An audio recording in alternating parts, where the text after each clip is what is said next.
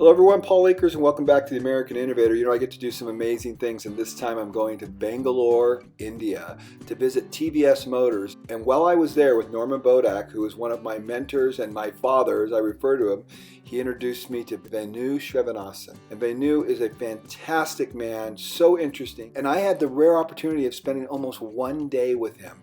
And we sat down in his corporate office in Bangalore, and Venu started to talk. And I pulled out my iPhone and I said, "Do you mind if I record this?" And he said, "No, it's okay."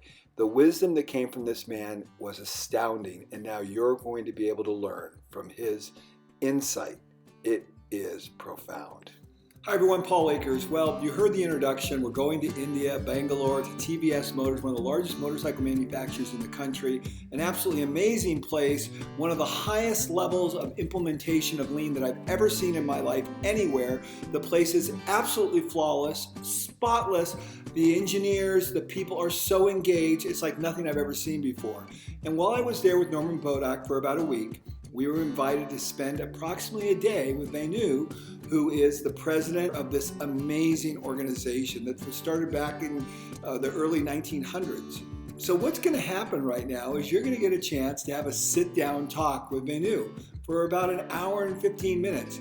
Now, you don't normally get access to people like this. These people are amazing. They are at a very high level. They're very busy, and you don't really get to spend a lot of time with them. And I was fortunate enough to spend a whole day. And in the process, I pulled out my camera, and Venu, as I said in the introduction, said, "Okay, you can go ahead and record this."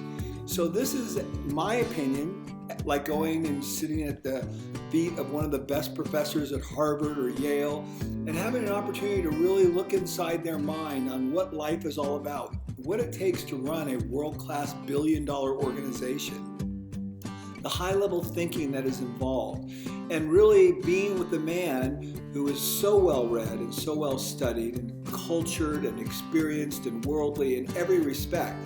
You just don't get access to these kinds of people very often. So I hope you enjoy what you're about ready to watch. This is something that we'll watch in our morning meeting and expose all of our people to because it's a rare opportunity. So enjoy this. I think it's once in a lifetime you'll experience someone of this caliber. So, Venu, would you just tell me the story about your grandfather and how customer service is just deeply ingrained in TVS? There are two or three stories I could talk about. The first one was about the bus service, which he started. He was the first one to run a scheduled bus service, which went to a timetable. Till then, buses were like big taxis, parked in the marketplace, and when they filled up, they ran. He said, "No, this is a waste of time for people." So he said, "My buses will run to a timetable." And he said they will always be on time. And when he's looked at why they were not on time, one of the biggest problems is breakdowns. So he implemented two things. The first biggest predictor on breakdown was tire flat, going due to horseshoe nails. Because the horses were on the road. Horseshoes were not horses, but they were on bulls, or really steers. And the nails were falling out of the horseshoes. The nails were fall out of the hooves of the bullocks. What we call them bullocks, you call them steers. Yeah. And they would go and puncture the tire. So he ran an electromagnet mounted truck. In 1934? In 1930s. Oh, this is just too much. And then, next thing he did, his son was a brilliant guy who really ran the bus service. He implemented US Air Force preventive maintenance schedule for all his buses. TQM, so yeah. many hours, and it got changed. And every time I worked for a month on the night shift of the bus garage of the transport company. Every night when the trucks or buses came back, the driver would put down what are the faults, and they were fixed overnight. So next morning it was like an airplane service. Exactly. That if you put down, because it was from the US Now Air you Force. said something about them not being 400. They were never late for 400. 400 buses and how many stops? And no late coming. And the legend in South India was you set your watch by the TVS bus. That's the easiest And way. you said if anything happened, they had food on board because you're Well, in always the thinking early of the days customer. before he fixed all this. Right. He had food on board because he had not yet figured out these things. The source management. So at that time, he was dealing with high customer service, but then he started drilling down to the source with electromagnetic pickups on the nails. Preventive maintenance. The second thing that it did was when he started the garage for selling GM cars, Chevrolet, Cadillac. They had a return trade postcard. So you had two postcards. One was blank and one had prepaid postcard. Right. And 30th day, the customer got a postcard saying, "Would you please put down your top 3 issues that you faced in the last 30 days with your So car?" they could improve. They could improve. And if you didn't bring your car in for service, somebody called a service salesman, he was not a service manager, a service salesman. To use the concept of sales attached to service is quite unique. Yes. The service salesman brought in a loaner, dropped the car at your home, picked up your car for service, had it serviced, dropped it back, and it went back. Completely painless. And you were saying that you had the #1 GM service operation in the world. In the world. And in India. So in 1960s, when we started making auto components, because India stopped imports, it's GM who introduced TVS to most of their suppliers and said, "This is the greatest guy. If you want to go to India, go with them." And learn what real customer service is all about. And do joint ventures. Right. And that's how we started the electrical brakes, air brakes, wheels. The 4 major businesses that my dad started because he was an industrial engineer. Hard, self-trained, but an industrial engineer. How about that? And other thing is, I can go on, but I'll give you a simple. We had a production control room like this for the garage. Every time the job card, one job was over, the mechanic would call the control room and say, "Job 1 over," and they'd move a peg. They could tell any customer who called into the garage exactly when his car would be ready. Through visual management. Visual management. They had visual management when I was a kid at 1968 and was working at summers. Every summer I worked as a garage mechanic. So your dad sounds like he was just as predisposed to this as your grandfather was. Every one of them was. There are 5 sons and every one contributed something unique to the business. Wow. And then they had the first snap-on nut runners and tools. The whole garage ran on snap-on. Quality. And when they had these impact wrenches, they were very expensive. Yeah. They had a simple system. They were all impact wrenches, but parked in bays. So if I needed the impact wrench to pull off the tire, the wheels, and whatever I wanted to pull off, I put my employee token and took it. So you knew exactly who had the tool. Who had it? So somebody eliminated else the wanted searching. it. He put his token on, took off the other token, went to the other guy's bay, and said, "Here's your token. I'm taking the wrench." And my dad implemented this. Every vehicle when it came, you see in an automobile assembly today that they put covers on the fender when they're assembling Right. the vehicle, so there's no No scratches. market, yeah. He put blankets. Every car, the first thing they do is put blankets on the fenders. There's no thumbprints on it. And they did an inventory of everything the customer had put in, what was called in those days accessories or extra fitment, radios or whatever. And typically a car would have spare fan belts and hoses at the back because those gave way. India had very poor quality. So take an inventory and ask the customer to sign it. This is what your car came with into the garage. Wow. And when they returned it, the customer checked it and said he's received everything. Fantastic. Third thing that they did was even more Great interesting. process is what you're talking about. Yeah, third Refined thing that processes. he did was even more interesting. Yeah. He did. This is your father now. Yeah, Okay. all the spare parts that were changed in the vehicle. An average garage would keep it and sell it as scrap for a little more income. He said no, then somebody would be tempted to use that instead of a new part Right. and cheat the customer. So they always gave back to the customer, "Here are the parts that have been changed, you please dispose of it. We don't want it in our garage." Incredible. So there are no scrap parts lying inside our garage. So the natural 3S'ing process. If you go to the garage and you had a new starter put in, it was new. Right. It No was not chance. somebody's old Right. starter fiddled around and put back on your car, which is very common. This is how we instill confidence in the customer. We T grow. stood for trust. Right. TVS stood for trust, value, service. I didn't know that. So first, trust in employees and trust in customers. Because if employees don't have trust, then your customers are not going to get trust. The value. And came your from- father and grandfather did that because they were very It's focused not on. just my father. My father, my eldest uncle, the second uncle, the third Right. uncle, the fourth uncle. And they did that because they took very good care of their employees. I heard the story that if you focus on taking care of your employees can focus on taking care of the company. Sure, because the employee who is happy and proud of his company. Example of that is if a TVS bus or a truck went on the road and saw a TVS branded or a brand that TVS sold, a Cadillac or a Chevrolet and later a Fiat broken down, the bus would stop. Mm-hmm. Take them on board, drop them at the next stop, so they could then go and get help. Or the truck driver would put him in the cabin and take him to the next truck, what they call Right. the booking office Right. for parcels at that time. We didn't have couriers, they're called parcel service. Right. And then the booking agent would help him get help to get him off. So the whole organization, even different parts of it, worked that customer of TVS was a customer of TVS. Didn't matter which part of TVS you're dealing with. Right. During So that World so in other War- words, you didn't experience a lot of bureaucracy. Oh well, that's no, there's not no good. bureaucracy. Customer came first. If you called after And 5, everybody was empowered to make sure the exactly. customer If you comes. called after 5, the security guy would pick up. Oh, you got a problem. I'm sorry, the company is closed.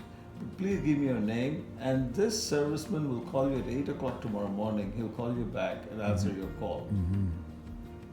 Everybody in the company would take a call for a customer. During World War, every gallon of gasoline and every part was sold at list price. My grandfather said, these customers have to come back to me when the war is over. I'm not going to scalp them. And the whole auto parts industry tried to do an operation to bring him down because he was showing them up. So in other words, during the war, people were kind of taking advantage of the severe And need. charging because you had very little import. We were a British colony and Right. we didn't have parts. And so most dealers would sell the part for 100% markup Right. or whatever they could get for it. But he always sold until right through 70s, 80s when India was a closed economy, working on shortages. TVS sold parts only at marked price. They never overcharged for anything. And because that's long-term thinking, because Yeah. your grandfather and father and uncle were thinking after the war Yes. and not for the immediate profit. Yeah. How do we build a sustainable organization? And this is something that permeated the whole organization, that you work to value. Value stands for two things. One is value by itself, which means that my grandfather said, if somebody was charged for a service or a part and it costs $1, it should have cost him only 75 cents. Then he will go back saying, I've got value from TVS. Because really, to me, the value is $1, but I pay only 75 cents for it. Right. So they constantly work on saying the customer perceived value should be higher by 33%. We even use it today we go and ask a guy, how much will you pay for this? And if the customer says, oh, this accessory would be worth $1 to me, we would not put it on unless we can give it to him for 75 cents. It always works. That's what causes attractive quality or delight. Attractive quality, which is the TQM word for... TQM has two qualities. One is must-be quality. If your car breaks down, if your engine doesn't run right, if blah, blah, blah, then you wouldn't buy it. Right. But that's just the basic minimum. Attractive quality comes from, wow, I didn't expect that in a car. Attractive quality. Attractive quality. For the first one to put under the I'm sorry, scooter- I've never heard that before. That is No. fantastic. We are Attractive on our next quality. study mission. Dr. Kano is going to speak to our group. Attractive quality. That's where it came from. Dr. Kano. Never heard that. That's And fantastic. attractive quality is when you open the trunk, you get a light on, don't you? Yeah. Nobody had it on a scooter. When you open the helmet Right. storage area where you might store other things at the time, at night, there are no light. So we put the first light. Everybody said, oh, TVS has a light there. Now, other people do it better than us maybe, but we constantly try to say, what would that attractive feature be? Why would they buy TVS? Why TVS? It must have the basics that everybody provides, which is power, pickup, fuel efficiency, A horn. comfort, a horn, whatever. Right. But beyond that, have you seen the Toyota ads of 1976, 77 in America? I'm not sure. Okay. They had an ad campaign across the range from Toyota Love pickup to Corollas. Mm-hmm. There was a lovely, the Plaza Hotel in New York, in the ballroom, and people are having a conversation or cocktails. And somebody said, I wish I had a car that would actually take my golf bag and it would take my baseball kit for my kids and we could use it, the whole family could use it. And somebody would say, I wish it had blah blah. A third person, and suddenly in the middle of the ballroom appears a Toyota and say, you asked for it, you got it, Toyota. Oh yes, I remember that. Absolutely, I remember it. You asked for. Second is values. Values is a different meaning. What do you live by? TVS is a band of brothers. First, the founders' sons, TVS and Sons, they were a band of brothers. Then that band of brothers feeling, the spirit, the esprit de corps, spread right through the organization. I remember once Ashok was a little surprised or very struck by this. A very old valet or a house servant,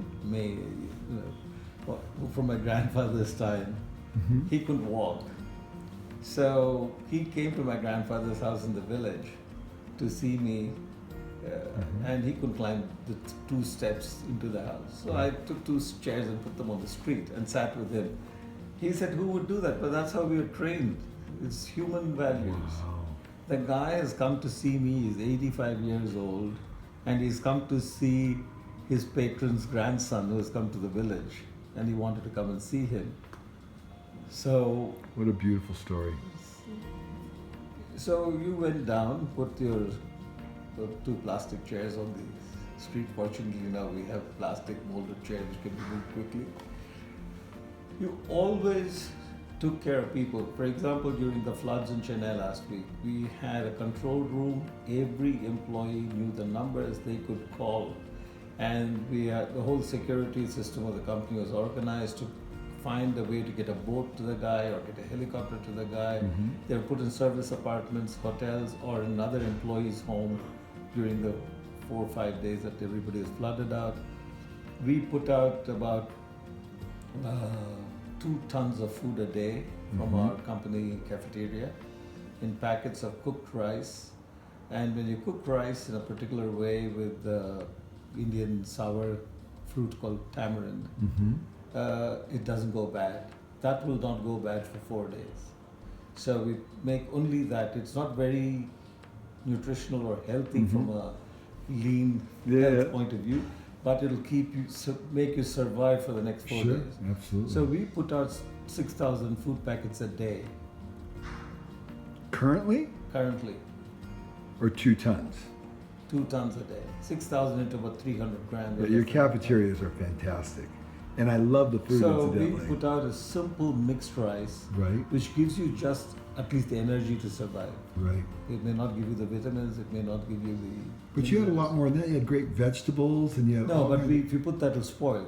Right, Vegetables spoil. right. You're saying in, So the, when in you the cook packets the that are- tamarind into a very thick gravy and mix Right. rice with it, it's with the salt and everything, Natural it's like a pickle, it's a preservative. natural preservative. So it will last. I understand. So we only give that rice and nothing else because that will last for 3 days. And we give it to the National Disaster Recovery Force working in Chennai, we give it to the police, we give it to the city office, and they then find out where the people are, they move it, but we produce it and hand it over to them where they want it. We organize the trucks for it. We've done it for the last 50, 40, 50 years when my father was there. But whenever we know rains will come now and we know people in low-lying areas will get flooded out. And we always are geared up with lots of plastic bags Wow. and extra rice and spices to cook that rice and send it out to them. Yeah, what I love about TVS and the vision of your grandfather and your father is it is so human oriented. That's the values. That's the value, Other value is exactness. right? TVS said they'd do something, they did it. If they said they'd come on time, they came on time, Which produces trust, which produces trust. which is the first letter in Exactly. the name. Consistency produces trust. And trust, even the underworld Mm-hmm. has trust. Right, They know they'll kill you, right? right, exactly. That's consistent. Yeah, absolutely. If you violated the code of the underworld, you got killed. You're over with it. That's not the very nice way to say, but it's consistent. Absolutely. But it is consistency that produces trust. Trust. And most You people know think that this trust if you go is near a something that comes leopard, out of the it'll air. kill you. So Yeah. but if a leopard is 7 out of 10 times nice to you and 3 out of 10 times kills you, then it's not trustworthy. Yeah, right, right. I like you saying last night, the wolf comes to eat the sheep. That was the best one. Yeah, so consistency is very important trust. And trust also comes from sacrifice. The leader must sacrifice. Only then will people trust you. This guy will die for me. Trust, affection, loyalty are given. They're not taken. Right. So you give it, 7 out of 10 times you get it back. Right. And those 3 then you don't keep with you. So 99% of your company you should be able to trust. But you, the company, the owners, the management must constantly give trust. They know that if you violate it, there will be consequence. They know that if you stick by it, there will be reward, recognition. The trust is something, so values, trust is the first value. The values are second, third is service. Customer, customer, customer. Everybody should be driven only by one customer. The external customer. External customer. He said you must somehow find a way of linking what you do to saying I provide delight to my external customer. Right. He said this internal customer definition which came up in the 70s, quite popular. Service departments don't know the external customer, so they focus on. He said no. If you cannot tell me in policy deployment how the security guard improves profitability, quality, cost, delivery, then what he's doing is not relevant. Right. Same way, if anybody working in the company must say, what's my customer getting? Oh, I'm doing this. It's going to have an impact on my customer. So this is how TVS built between 1911 to 1960. 1960, India closed doors to competition. We went into a controlled economy, followed the socialist way of centralized command control economy. Right. Everything was run based on shortages and quotas. Quality went down. All our salesmen who retired. So prior to that, it was more of a free market This is system. completely free market, not more. India was completely free market till 1950. You could buy anything you wanted in India, from Rolls Royces to Savile suits to whatever you wanted. But suddenly we closed the market, and when the generation of people who grew up under that earlier period of TVS quality and service suddenly saw you came and asked for a car, he said, waiting time is 18 months, make your deposit, go back and come. Now what's the salesman's role? Right. Quality, anything you made was good enough because there's a shortage. And if you don't want to buy it, okay, don't buy it. There are no other options. So no other options. Rock in a hard place. Boy, that must have been a dramatic change to see So that it happen. deteriorated, the country deteriorated rapidly. The third thing that happened, When did it was- open? When did it open back up? 1992. Wow. Then, That's a long time. long time. Then the third thing that happened was cost. You don't have to worry about cost. You had a fixed market. You became lazy, you became fat. Indian companies were grossly inefficient. Right. So you just say, this is my cost. This is the profit I would like. Therefore, this is my price. You don't like it? Don't buy it. So India became a completely cost-plus economy.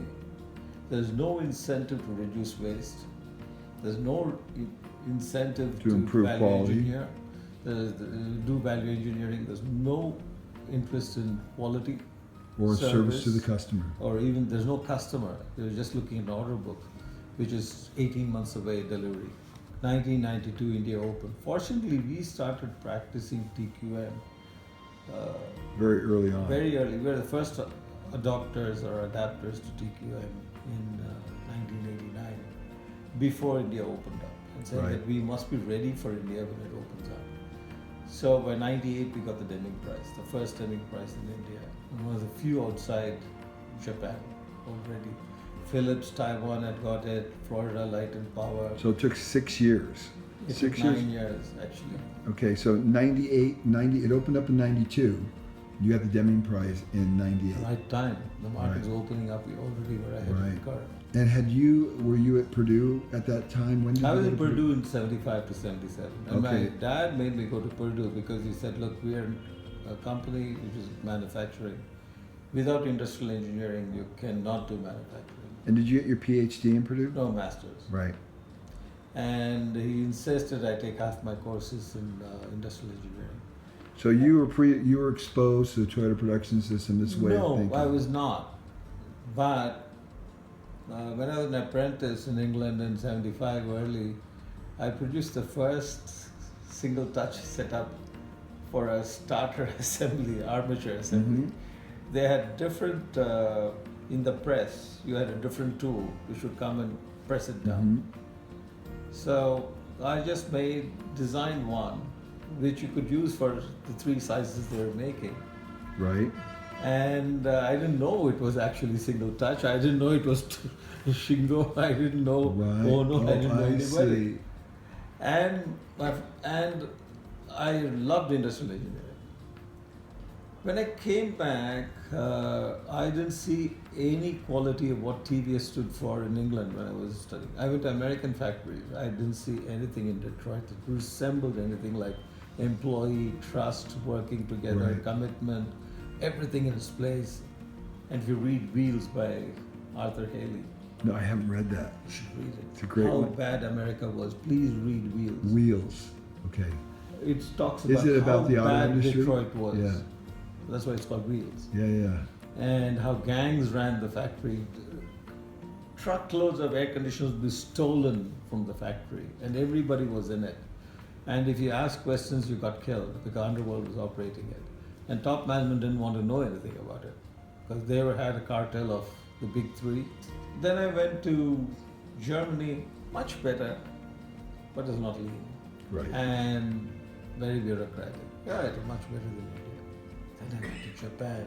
We were looking for a joint venture for motorcycles. I visited Honda, Suzuki, Denso, Aisin Seiki. And suddenly he said, my grandfather, this would be his heaven. This is This week, exactly what he believes in. Yeah, this is what my father would be in heaven. And this was in the 70s, It was 1982. 1982. And so when did you meet Norman? You've given so much time. I have all the time for you. Yeah. I have nothing else scheduled Yeah. today. Okay. So when did you meet Norman? In 92 you went to Japan. That was early. 30 years ago? That was early. I When he came- started Productivity Press, and a friend of mine was in publishing and book selling, and he said, what should I do? I said, this is the coming wave. We didn't know the word lean then. Lean means emaciated, undernourished guy is lean. But what I knew was quality. Right.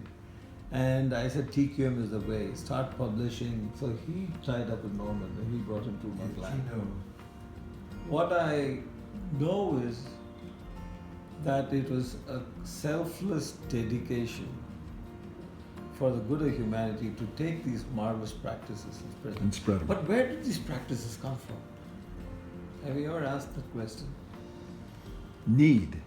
Hawthorne experiments. Do you know the Hawthorne experiments? No, I don't know. GE Hawthorne plant in the 40s. No. That's where TQM came from. No, I don't know about that. But what happened? Juran Handbook of Industrial Engineering I used for my dad was an industrial engineer, so he just read Juran Handbook for Industrial Engineering for fun.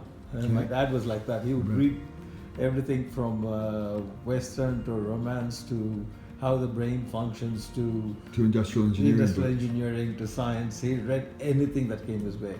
At the age of 16, he'd read every book in the local library in his town. He was omnivorous. He read 6 hours a day. That was his only hobby. He smoked and read books. My dad did the same thing. He read a book a day. It sounds like your dad read more than a book a day. But he did speed reading. He Right. knew how to skip things that were not relevant. Right. So when we went, when I read the Juran Handbook, it had U flow, single piece flow, in 70s. It had statistical process control. It had man-machine balance. It had everything. We went to America. What did the guy in the shop floor tell you? Fresh out of Purdue Industrial School said, hey, this is all wrong. We need to do it. Hey, forget everything you learned at college. Come to the real world, kid. Don't teach your grandmother to suck eggs. You're still wet behind the ears. Let me teach you how it's really done. Wow. So people threw whatever they learned in industrial engineering and they threw it. What did Japan do? After World War, they were so devastated. They sent team after team after team to study Detroit. And they found out what was good about it. They also found out what was wrong about it. Re-engineered everything based on whom? Juran. And No then they- kidding. So where did it come? TQM is not Japanese. TQM is Japanese. The principles are not Japanese. The principles are universal. Universal truths of life. Yes. As you So said, what the common Japanese sense. did, they packaged it in a way, they did 2 or 3 things which made it very unique and extraordinarily powerful. So you had sulfur, you had saltpeter, and you had charcoal, but you didn't know how to mix it to make gunpowder. But you had all of them lying around your house. And you said, oh, I want some explosive, where do I get it, where do I get it? But they were lying around. The same way you had so many good practices, theories, knowledge, and But none of them had brought None of them together had as put a, it together as a to create a universal theory. blast. Yes. so what did they do? They actually did a few interesting things. This is my own hypothesis. It may not be. They did a few things. First, they organized it and took the simplest part of it and created the 7QC tools. All the 7QC tools. So they simplified it. Second thing, what did they do? They did something that America is not an American philosophy or psyche. America is built up on John Wayne, the great individual. Yeah. Japan was built up on society working together. So they made it inclusive. Everybody had a role in using these 7 tools. Everybody was involved in improvement. Formed teams to solve problems. Because life is not actually discrete compartments. It's actually one pipeline.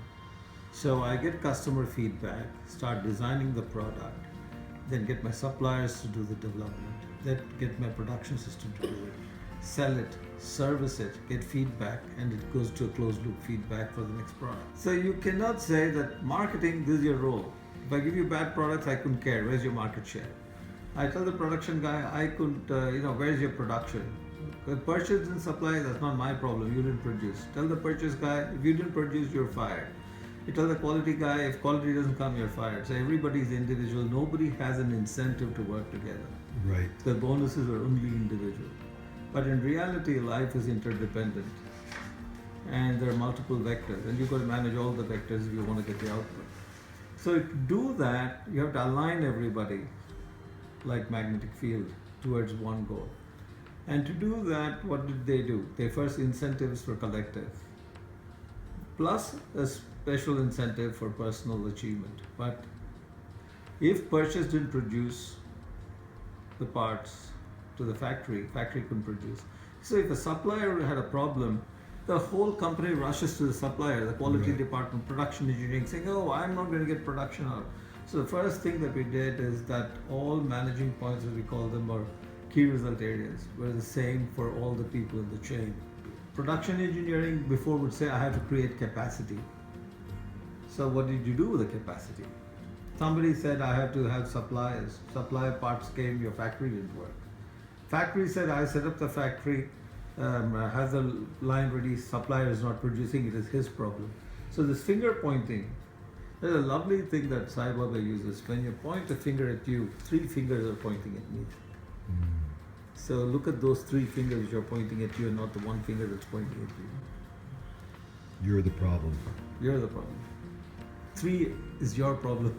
1 is Particularly if you're pointing. Right. So, and shared managing points was uniquely Professor Sula. Then Professor Kurahara came with policy deployment.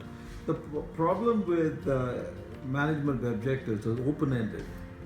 It never connected back and it wasn't closed. There's no interconnecting grid to make sure everybody was on the same page. Where the Japanese deliberately understand the interconnectivity of everyone. Exactly. So, Why do you think they understood that more as I we think did it is not? the Zen philosophy and understanding. I think see. it comes from the basic philosophy. They took MBO. Suddenly they created policy deployment, which is 10 times more powerful than MBO. Because they didn't have the last mile connectivity. There's so many loose ends. Right. All of it was there, but there are too many loose ends. So somebody had to tie up the loose ends. So suddenly by putting down an X matrix, everybody knew exactly why they were doing what to achieve what for the company. By this method, everybody was involved, everybody was aligned, and everybody had simple tools to use. Not only the industrial engineering department, Right. not only the quality department. Everybody had the tools. And So- you said not just tools, but you said simple tools. Simple tools. That And- everybody And could can you delineate real quickly what those simple tools were? The 7 QC tools, the Well, Pareto the diagram, the checklist, the and checklist, the root cause histogram, analysis, and, fishbone diagram. Right. The advanced tools for managers, but again, they are not for the geeks. They were simplified. You didn't need a computer. Very interesting, not for the geeks. It was for everybody. And you said they were simplified and they didn't need to be run on a computer. No. Oh, very simple. Toyota ran a complete car project on walls with a thread which moved 1 point a day, and anything left behind on that side. Why did they somehow knew intrinsically that this would be better for everyone to have this information in a simple format than for the geeks to have it in a intellectual format?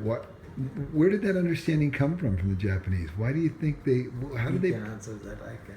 why did they put that together? I think that's fascinating. What they did uniquely is to take the information that was stored in an expert and give it to everyone. They did it in TQM. Value analysis, as an example, is so powerful. But why? Why did they? They were smart enough. How would the leapfrog the American? We're so far behind. General Motors, had the world and arrogance. General Motors sold cars in Japan. And Toyota produced 40,000 cars. Toyota produced 40,000 cars and General Motors produced millions. Right, and General was so arrogant they wouldn't even move the steering wheel to the right. So they had to have a collective effort. Everyone had to be pulling the How are we oars going in order for this to leapfrog the happen. Americans? This is what we're trying to do. And Okay. They did it differently. We have to be like an army. Everybody has to be involved, except just the managers. And so they looked at industrial engineering as an example. We have industrial engineering. They took the information, gave it to every employee to understand those tools. And if I can come in here, it goes back. If you read American history, I read 3 years of American history in high school. I know American history. I bet I can write a better essay than you. Maybe. Although on I'm a the big Boston- time history person, on the- but I wouldn't put the- anything past you. No, Boston Tea Party. Yep. That's right. Is slavery a social issue or is it an economic issue? Exactly. So it's not a social issue. It was converted to social issue to continue it, to sustain it, and to make sure the divide was kept. But actually, it was an economic issue. I Sure. got free labor. So the South never industrialized. So during the war, the North had complete production and engineering facilities. South had only cotton and slave labor. And in addition to that, the North industrialized, built the railroads, had the supply lines to support the war effort. It was all that industrialization that supported their ultimate effort to And win. And because they were dependent on treating people as drones instead of treating people as human beings. So what happened is that information is power, knowledge is power. And in individualistic society, he didn't want to share it. So he lost power. So the quality guy kept the tools to himself. If he was fired, he took it away with him to his next company. So somebody left, whole bit of knowledge Yes, left. right. So the individualism, every fruit of success has a seed of destruction built into it. This is reality, this is nature. Every Fruit of success yes, has the seed of destruction inside. And the reason for that is what made you successful also makes you fail. So it's not a criticism of the American way or Japanese. I really don't think it is. America has its own strengths and you have to build on your strengths. right. And Japan had its strengths and they had to build on its own strengths. So America is individualistic. That's what makes Facebook. That's what makes Google. That's what makes Amazon. That's what makes Apple. And that's why America is still so powerful in technology and leadership in so many areas. But the weakness when it comes to manufacturing is an interdependent microcosm of society. There, if you allow individualism, you're never going to be successful. So manufacturing, America took a big hit because they kept that individualism and everybody with individual targets and goals, not necessarily aligned to the corporation's goals and the customer's goals.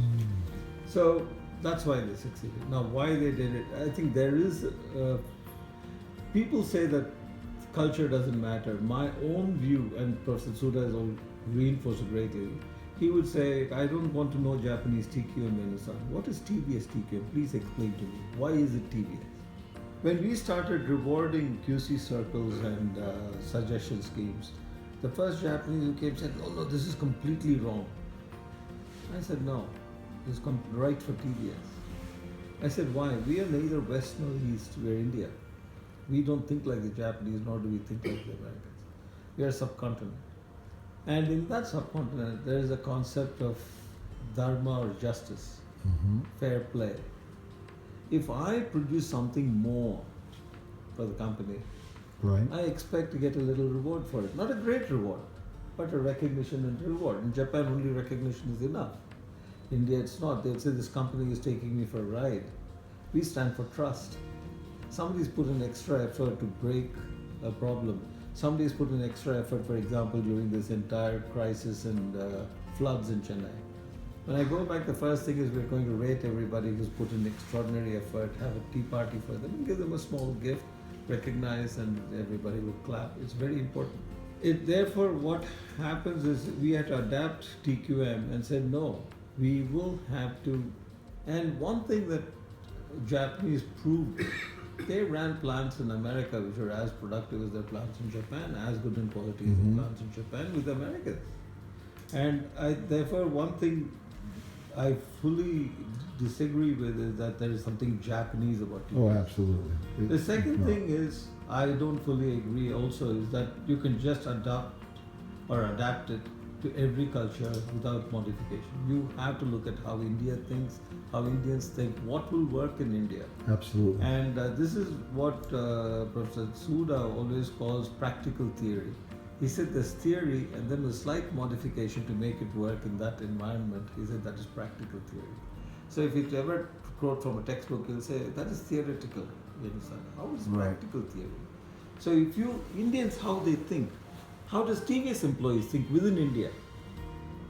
And so TVS employees must accept it. If they don't accept it, it will not work. So you have to figure out how to make it accepted if it has to be done. And also accept it with the value system of the company and the society in which you operate.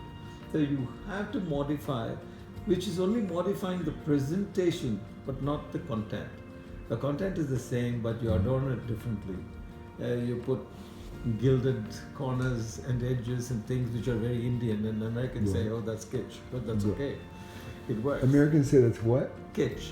What is kitsch? Kitzch is Glitchy. it's a little bit of odds and ends. Yeah, too embellished. For example, too embellished. For example, you take this room. Now, our sales rooms look like this. And Professor Suda came and said, this is a hospital. Sales is a war room. It should be full of banners and blurbs and hangings, and every season it should change. It is now Diwali in India, so it's all Diwali theme. Now it's Shankranti in India, Shankranti theme. It's marriage season in India, so it's marriage theme. So pictures of weddings, things hanging. He said your sales office must change every 3 months for the season to reflect, so everybody's energized. He said your factories and sales offices cannot look the same, but I'm very clinical because my grandfather was clinical. So I tend to have a very neutral, clinical. Personally, I love your taste. It is fantastic. So It is fantastic. So Your Korean- paintings, the artwork, the lamp, the furniture, the carpeting, the doors, the handles, everything's beautiful. I love your clinical ways. That's all I can say. I think the same way. So the thing is, when BMW came in, we started doing this contract with BMW. The head of production from Berlin, walking the plant, he said, I want to take a leak. So he went to use the washroom or restroom. Yeah, that's my problem. No, and he came back and he said, you're a good factory. I said, why? I used the Very clean. toilet, and workers' toilet was good enough for me to use. I know. And I agree. he said, I really didn't have to take a leak, but I wanted to go and see what your toilet looked like. And he said, that's where quality starts, is your scrapyard and your scrapyard and toilet. Have you heard about our bathrooms at my company? We have the cleanest bathrooms in the world. He has Japanese toilets. We have bidet toilet seats for all of our employees. It's a factory, and they're spotless. But not at your factory. Your factory is amazing, and I enjoyed it and loved it. It was like, wow. So I think broadly this is describe the history from 1911 to 2015. So we went through the change. We implemented TQM. We got the Deming Prize, and so it's possible to do lean in India. It's possible to lean in Mongolia. It's possible to do lean in America. Not only is it possible to lean in India, you knocked it out of the park. You knocked it out of the park. And that's how we came, and we had 3 great teachers, Professor Kurahara, Yeah. then Professor Vashio, and then Professor Tsuda. And Professor Vashio I asked Professor Vashio, why? And you discovered these all in Japan in the early 80s. The first Kurahara came out of a Japanese-Indian government connect to India. Yeah. And he came to our factory and he said the only day free is Sunday. Sunday is a holiday. So we all sat together, my colleague and I said, what do we do? My colleague said, no sir, we work on Sunday. Professor comes on Sunday, we work on Sunday. So we changed the weekly holiday to a Monday and worked on that Sunday. Overtime actually. We paid people double time to work that day, but Professor was coming. So at the end of the day, I told Professor, we're so honored you came here and I hope you'll come. He said, to this company, I will come back year after year after year. You work on a Sunday for me. That shows your commitment. Canon production system, it was a gold mine that I found. And I didn't sell that much in America at all. I sold millions of Shingo books and Ono books. Why do you think it didn't sell well in America? I don't know. We weren't ready. Look, I found just in time in 1980, 81, and I just couldn't communicate. I had one time, all the plant managers of Boeing, every plant manager for Boeing aircraft was in the room. And I'm teaching, I'm so excited to teach them what I'm finding in Japan. Not one person open to me. 30 years later, Boeing finds the turtle production system. You were so unique. I was so sorry because, see, I was a publisher. I wasn't that good a communicator when I first met you. But what made Venu so unique? Is it the influence of his father and his grandfather and the voracious appetite to read and learn? What made you so unique? I'd like to know that because I think that is a very... He had a good friend, Sheena, and Sheena somehow brought me to him. They were my first client. We were on the first training here, and all of a sudden you started to read. You really started to read all of my books. And he saw the brilliance, and then he made the connections with the Japanese, through that, and it's continued to evolve. Whereas Vashio first came to the company, he had a big laugh. I apply all wrong tools to wrong purpose, but you're trying to apply tool. Therefore, I'm very happy to come to your company because you're trying to do yourself. We read textbooks and tried to put out charts and they're all wrong. But, okay, we were just self-learning, so we were certainly not right. But we wanted to learn. Yes. There are 2 kids were put in the 2 rooms next to each other. Right. One room was full of beautiful toys. In those days, going back to pre-video game days, it had toy airplane, a toy car, it had the swings, it had slides, it had a small locomotive on which you could sit and go pam pam pam and round and things like that. And the other kid was put in a room with a pile of horse dung, horse shit. A pile of horse shit. Okay, and both the doors are closed. And the psychologist went back after 2 hours. The first room they opened was a toy room, thinking this kid must be having. He was sitting in a corner like this. He said, "Why?" He said, "Oh, if I start the propeller, it'll cut my finger off. If I go on the bicycle, I might fall down. If I do down the slide, I might break my butt." And he had a reason why he didn't touch any of the toys. They went into the other room, and there was this kid spattered with horse shit from head to toe, all over the walls, all over the roof, and you're still digging through the pile of horse shit. He said, "What are you doing?" He says, "Wonderful. If there's so much horse shit here, there must be a pony. I want to find that pony." You know, tell me. So you said basically you were out there experimenting, and that's why he wanted to work we found so with much horse shit, and we wanted to find the pony. Yeah, exactly. But tell the story you told last night at dinner, because it was one of the most powerful stories I've ever heard about the wolf and the sheep and the rock and the spark. Tell that. Well, the wolf and the sheep story, please understand how to build knowledge in your company. If you have to become a knowledge company. So this is the base of the discussion, how to build knowledge in your company. And he said, what is the theory of knowledge? The theory of knowledge is first man has an act, and then he has a response, and then he has a learning. So he said, typically this one story, he said, shepherd threw a rock at a wolf that was coming to get his lambs, and the rock missed the wolf but hit another rock, and a spark came. So suddenly the shepherd thought, "Oh, now if I hit rock with rock, I'll get a spark." Next time he threw a different rock, spark didn't come. So now the first conclusion, only a particular rock hitting a particular rock produces a spark, and that's why he learned that only flint produces spark. Next time the wolf came, he threw the same rock that produces spark at the wolf, and it didn't produce a spark. So suddenly he realized if wet flint does not produce spark.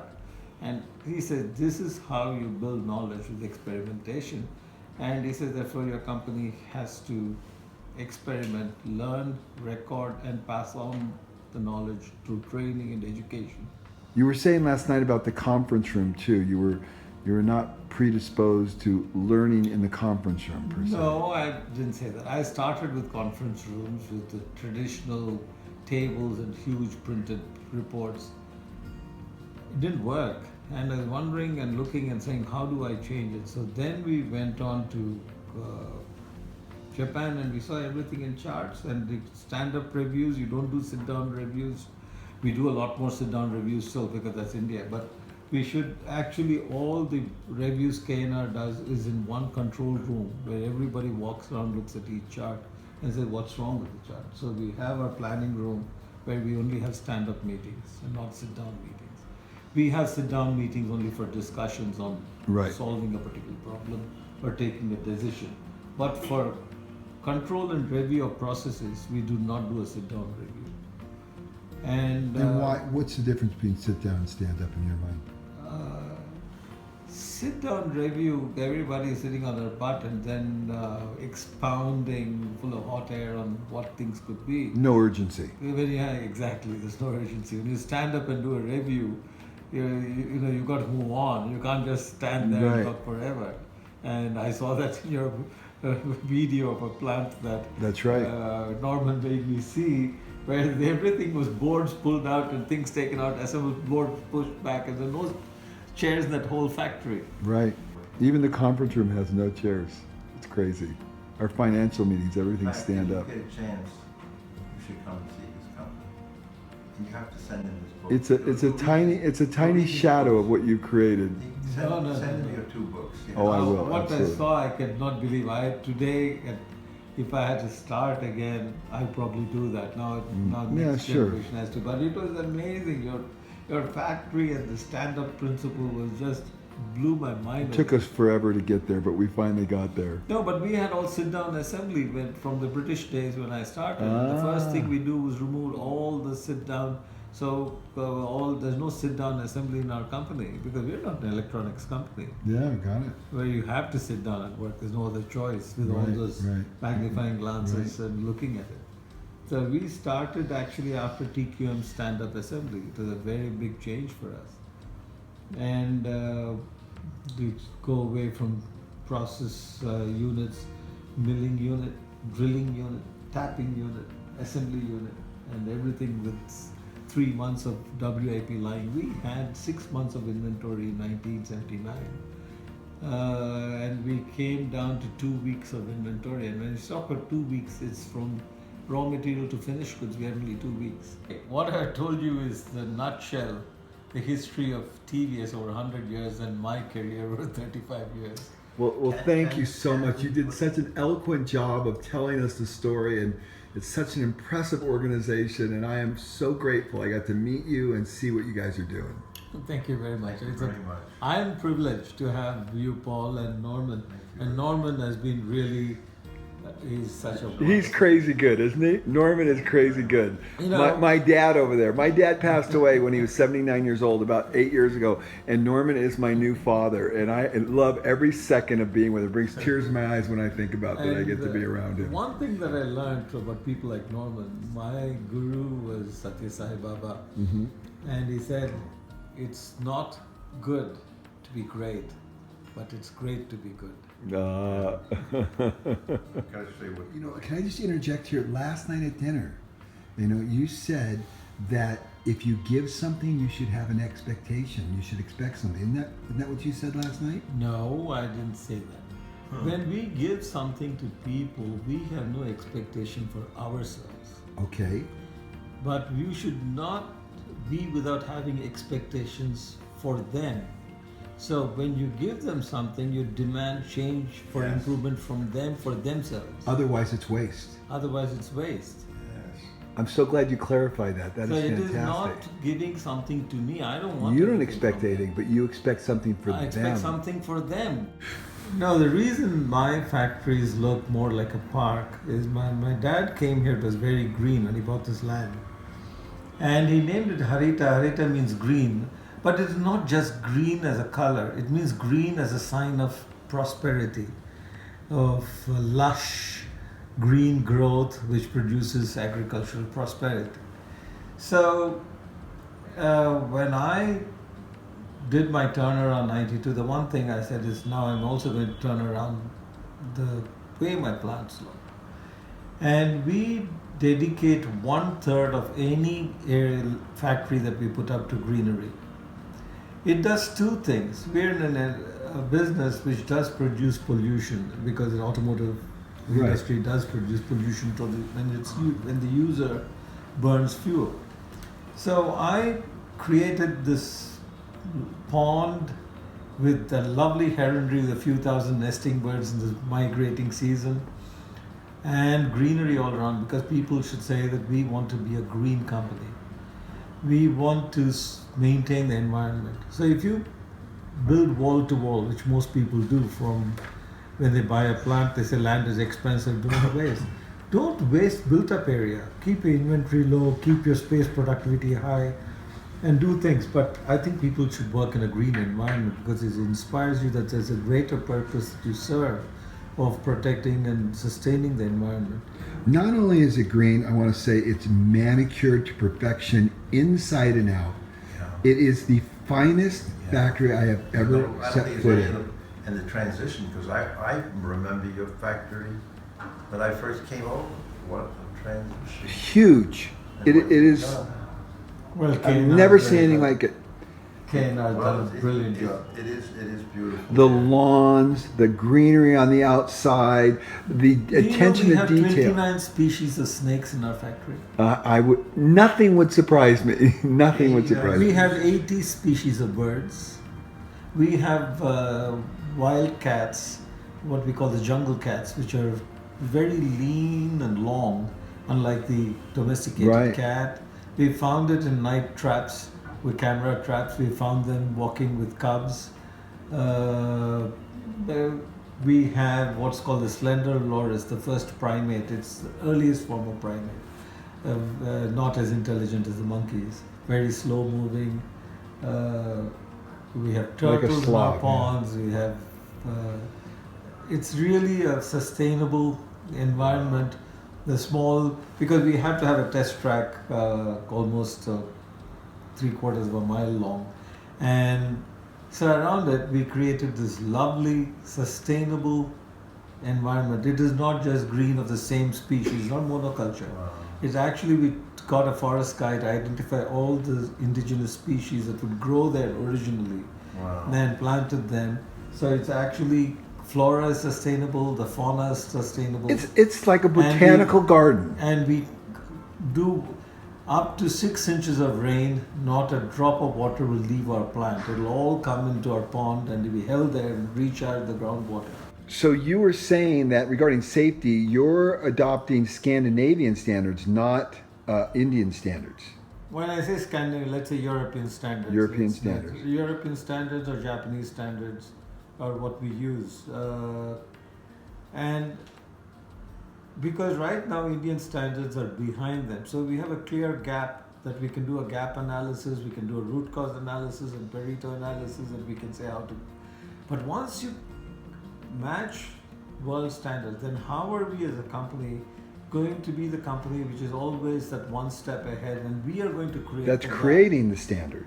That is a far greater challenge. Climbing the mountain is easy because you know how much you have to go. But how do you create a peak that nobody else has created before? Let me get like this. that one, the block, the city block. Oh, the artwork in here is just absolutely fantastic. Wow. And so you want to show me another painting? I want you. This is the spirit that I want in the company. The spirit of the company. And your grandfather and father here. Okay. What does that represent? Look at the marks on his hands and It looks like sacrifice. he is pulling the enemy flag down. Enormous personal sacrifice and pain. Wow. And why is that important for the company? Because we were down and out and we are coming back as a company. Ashok, having been a major in the army, understands now what that means. Isn't that powerful? And this one? This one is just amazing. It is amazing. So when you buy a factory, when you buy a piece of land, how do you view it? We buy 3 pieces of land really in one piece. One piece will be the first plant for the next 10 years. The second plant will come for the 10 years after that, and 1/3 will be green forever. To create that oasis. Yes. Because it changes the mind of the people who work there. So you're not interested in building wall to wall and taking up every square foot. You want to create. Because it does not look like, you talk about green, sustainable climate change, then if you build wall to wall, it's a concrete jungle. And therefore what you're saying is that that's the way you should live. But whereas what I would like to say is, and next time you come, I'd like you to take to your Mysore plant, where we have got greenery, which is, it's almost you feel you are in the wilds of India. If you go there in the evening into the jungle part of it, you have peacocks dancing, you have ducks on the pond, you have storks walking around, you have thousands of ibises and things coming to roost at night in our safe haven. We have jungle fowl, which is the equivalent of your prairie chickens. The original fowl came from India. I don't know whether you know. All the fowl in the world came from Asia. Where we have jungle fowl, which is domesticated and became now The chicken. chickens. What's interesting is what I really hear you saying is it's not all about profit. Not at all. Not It's not all about profit. You're not thinking, how do I make more money on everything? How do I create a powerful, sustainable, long-term Money, organization? Profitability is essential. A linear program. Okay? It's a linear program. Only if you maximize profit, then where does your customer? He's going to lose. Where's your society? They're going to lose. But whereas if you say profit is a linear program, saying this is the society's needs, these are the customer's needs, and these are my needs, then you come down to the linear program, the optimal area, which is sustainable, profitable, or long term. And that's where I disagree with Milton Friedman. Companies are only about their profit. I forget who said this, a British statesman, He says, my right to open my umbrella ends at your nose. Mm-hmm. If your umbrella is going to hit my You nose have or to eye, think of the impact you're going to impact have. you're creating. And therefore, this represents an oasis of how long-term a country should be. It should be sustainable, it should be green, and we harvest all the water that falls on our land is taken to our ponds, which recharges our groundwater. So it's sustainable from that point of view as well. And we recycle 100% of our water. We are a zero discharge company. So we were talking about the fact that I love to ride motorcycles, and you ride them, but you can't too much because you had an injury. And because I have like a whiplash. Right. I've got a pinched nerve on my. So you're not going to spine. go motocross, right? No. You're I not. don't do any crossroad riding either on a bike or a four-wheel SUV. All-terrain vehicles. I can't do any of them anymore. Right. So in order for you to go to some of the villages, because the roads are very bad, you have to do what? I take a helicopter, and I didn't do that for a couple of years. I didn't go to the village because You felt bad. And A little then I presumptuous to finally- be landing in a poor village in a helicopter. Exactly. And the helicopter ride costs more than what you spend for that village in a year. Exactly. So I was, when I landed, they all came and I told them, they said, look, you're abandoning us. I said, no, but I feel embarrassed about landing in an expensive helicopter to do village development. And the guy turned around and said, you come by rocket, but you come. Because if you don't come, you're causing us more harm than coming by helicopter. Nobody's going to misunderstand you. We've known you for 20 years. We know that you're not about your comfort and your convenience, but now you need it. And otherwise, you're not going to come. So Come you said, by rocket. but you come any way you can, but you better get here. Before it is furnished, because furnishing brings spirits with it. Right. Before it's furnished, you do a housewarming where you do chanting and bring good spirits in and make it occupiable by a family. Mm-hmm. On the day the factory walls came up and there's no machinery inside, there's nothing, an empty building. That day, after we finished the morning prayers and the housewarming, that night my father died. And this is the first motorcycle factory. Yes. So he gave you the seed for the motorcycle factory. I was the but project manager. But you had to grow the banyan I had to tree. grow the banyan tree. Now, you can say that which is more important, the person who gave the seed or the person who grew the banyan tree? Both. But I think if somebody gave you the seed and you didn't grow it, Absolutely. nothing comes out. But if you didn't give the seed, you couldn't have grown it. That's equally true.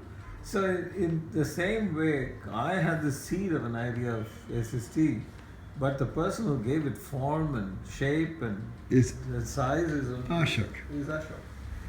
That's beautiful. So he's grown up this incredible organization that is helping millions of people. You had the vision for it, and what's beautiful about that is it just tells a story of collaboration and integration and people working together and being connected rather than the John Wayne syndrome as you describe it. And also it's important to know the role of the owner and the role of the CEO. In my view, that I am an executive chairman owner. I own the legal entity and am responsible for all stakeholders, including society, shareholders, the stock exchange, The customer. SEC, the customer, the employees. But the owner of the business is the CEO. And therefore he's empowered to run the business, but he cannot tamper with the values, he cannot tamper with the governance structure and the stakeholders' interest. He can add to it, but he cannot detract from it. One more time, what did your professor, your teacher? He said you can always create a microcosm, which is infinitely better than the macrocosm, and be a very high quality company. And this challenge you have met, your employees come from very poor environments, they've never seen electronics, they come in and suddenly they're running modern CNC machines, robotics, they're running a clean plant. The cleanliness is not part of their growing culture? up culture. And so he said, this is how you start change. When many such companies grow up then whole society will change. And today, if you go to any of my employees' homes, they're very clean. They look different than the culture that they were raised in. Or the culture of the neighbor. Because you have changed the paradigm of all that. Exactly. And so I want to, just for clarity's sake, I want you to repeat the concept that you are in essentially an impoverished country, and yet you created operational excellence. And a lot of people say it can't be done, but you did exactly that. Did I get that right? We did that early. Now a lot of people are doing it. We're not, but when we did it in 1989, we're the only company who are creating a complete difference. And complete and total, not a little bit better, but juxtaposed to what's going on in this study. Normal inventory turn was 4 times. We were at 22. We are having 15% productivity improvement a year in the company. Everybody was in suggestions, QC circles, and we had at least 3 task forces running every year. A task force may be on service, a task force may be on designs, task force may be on quality, task force may be on productivity. But at any year, we had 3 breakthroughs. So we're not really talking about Kaizen. And there's a lovely graph that I cannot replicate probably, but I'll try and replicate it. Is that you have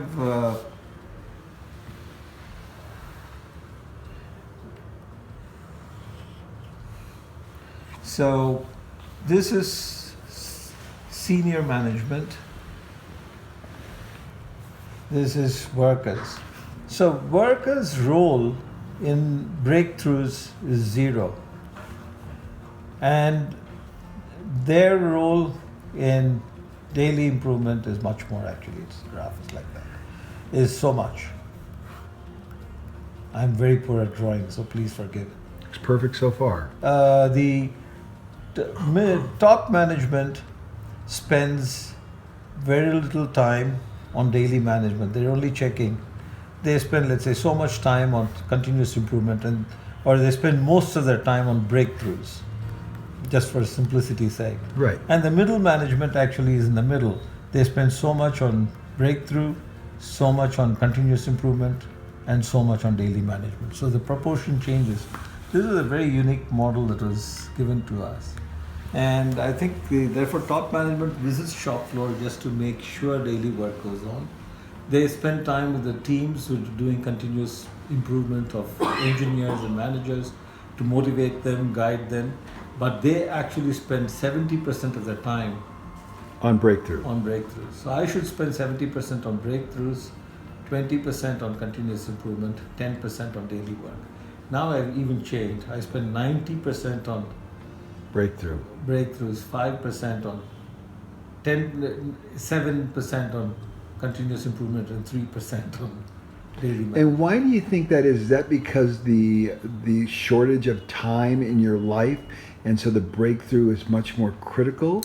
Because why did that change? A generational change. I believe that the energy required and the drive required to do the next breakthrough of this company over the next 20 years has to be by a person who can work 24/7. And I know that I have been CEO and owner for 35 years. And therefore there is a certain flagging of energy and drive. I may have the ideas, I may have the mental energy, but the physical energy I don't have. I have a bad back. I'm 83 years old. You are different, Miles. We will not talk about you. I know I'm talking with you, President, and you are going to interrupt and say what you're going to say. But I'm not Norman. I don't have the. If I go very You look hard, very spry to me, Venu. You have to fly. You're a motorcycle rider. Mm-hmm. You're a pilot. Mm-hmm. You have to fly within your envelope. Absolutely. If you exceed your envelope, you'll crash. Absolutely. You come in for a dive and you're not able to pull out, and you're doing skydiving, you're going to crash. So you have to pull out. If the other guy is and doing the envelopes it at 10 feet, and the envelopes changing I can for only you. pull it out at 200 feet. I will start coming out of my dive at 200 feet, even though my other guy who's showing off is coming up at 10 feet. Because I will crash. I don't have the same physical control and balance coordination the other guy has. I have an inner ear problem. I have a balance problem. So I always drift when I land to the left of the runway. If I walk with my eyes closed, by the time I've taken 20 steps, I'd have been at least 1 foot away from my straight line. Mm-hmm. So I have to understand that's your physical, what you have. So each one is unique. And so what I can do best is now empower younger people, just give them the environment and create the next breakthrough, because there are lots of things that Norman has raised about what do you do about safety, what's your long-term vision, what about your empowerment of younger people, managers down below, and so on and so on. But that has to happen, then my energy is now conserved only to do the HR breakthrough, the cultural breakthrough of the company. And not about daily work, how it happens, what could I we understand. do. So that's how I'm spending my time. And second, I spend time in villages. I do a lot of temple restoration as one of my commitments to my society. And third, I need more time for my own progress mentally and spiritually. So when I have to look at the balance, my balance shifted 3 years ago. And now I'm accelerating that. And I think now I've reached where I want to reach. So I want to spend 80%, not 70, but 80% on breakthroughs, and breakthrough particularly in the culture, empowerment, young people coming to the fore. Now you think Japanese respect age, but when KNR became CEO, he was 43. So 43. Yeah, so the Japanese professor was telling me How old is KNR now? he's now 53, 52. So when he said, I said, Professor, but he's a little young, he needs time. Venu-san, my friend, head of Procter & Gamble, 43. So why KNR cannot be CEO at 43? Well, hopefully you enjoyed what you just watched. I couldn't believe it. As I listened to the tape again and went through and edited a little bit of it, I said, wow, what an opportunity, what wisdom that we all just had an opportunity to learn from Venu. So hopefully you enjoyed this episode of The American Innovator, and pass this on to as many people as you can so we can continue to learn and improve. Thanks a lot for listening.